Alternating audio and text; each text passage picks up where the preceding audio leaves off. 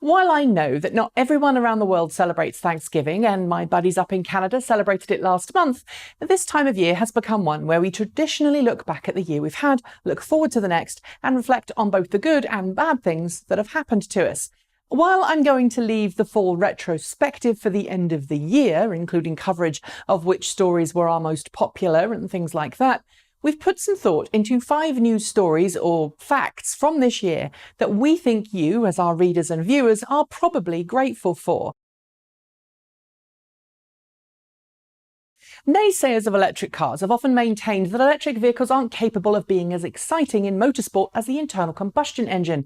But this year in Colorado, Volkswagen's custom-made ID.R Pikes Peak, driven by Romain Dumas, not only set a brand new electric car record on the famous hill climb circuit, but it also set the fastest time ever recorded, setting the first sub-8-minute time in history. Sure, Volkswagen's electric car strategy this year may have been rather lacking, with lots of promised cars and nothing to show of it, and it's going to be a few years before we see any decent long-range plug-in cars from Volkswagen to hit the market. But just as the Tesla Roadster helped change hearts and minds towards electric cars, so too I think did the ID.R Pikes Peak make an impact in the motorsport world this year. Not only that, but it did so by breaking a record set by an internal combustion engine car, and I think that is something we should be grateful for. From 2010 through until 2017, the range of most new affordable electric cars, excluding the Tesla Model S and Model X, was well under 120 miles per charge. But this year is the year in which 200 plus miles of range became the norm for new cars rather than the exception. While the Chevrolet Bolt EV and Tesla Model 3 both began deliveries in earnest last year, this year saw the introduction of the Hyundai Kona Electric and the Kia Niro EV, as well as a Jaguar I-Pace, and ramp up in production and deliveries for the Chevrolet Bolt and Model 3. Yes, it's still possible in 2018 to buy an electric car with a shorter range. The BMW i3, Nissan Leaf and a few other smaller volume EVs come to mind, but the overwhelming majority of new electric cars are now offering at least 200 miles per charge. Why is that something to be thankful for? Well, it's simple. The further your average electric car can travel, the more likely it is that people will make the switch to electric. That's a very good thing indeed.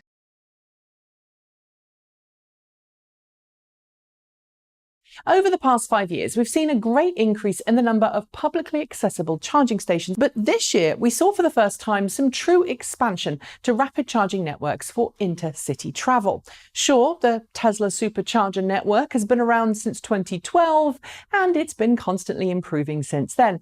But what I think we should be most grateful for, at least if you're a non-Tesla owner, is the expansion of high-power DC quick charging stations across North America, Europe, and Asia.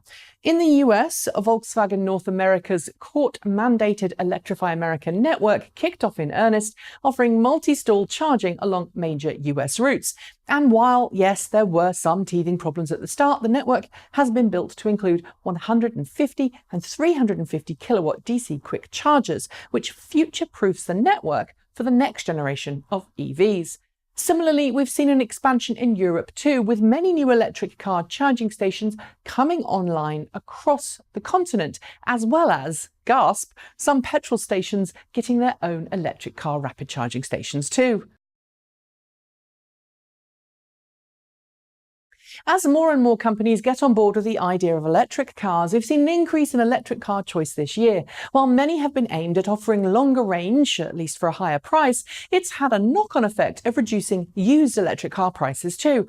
And while many electric cars are still pretty limited in their availability, with automakers only selling in key markets, we're starting to see more and more electric vehicles sold in areas that were traditionally not considered electric car friendly. The most recent, Hyundai, which has said that it will sell its Kona Electric to any customer who wants it, provided that customer has a confirmed order.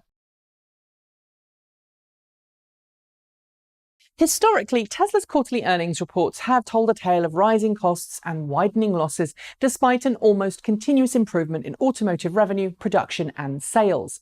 This year, last quarter in fact, we saw Tesla turn a profit for the second time in its history, displaying the kind of financial figures that suggest it may have finally turned the corner and be heading towards sustainable profitability as a mainstream automaker.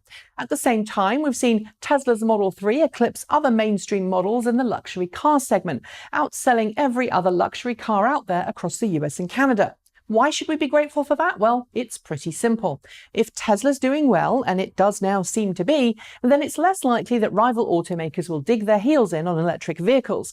After all, if Tesla's making money and capturing a massive market share in key segments, then its rivals will absolutely want to play catch-up and grab some of that market share back. And that means more electric cars and more choice. Have we missed anything out? Is there anything you think we all should be grateful for in the green car world this year that needs a little more attention? Leave your thoughts and suggestions below. That's it. Thanks for joining me, and see you next time.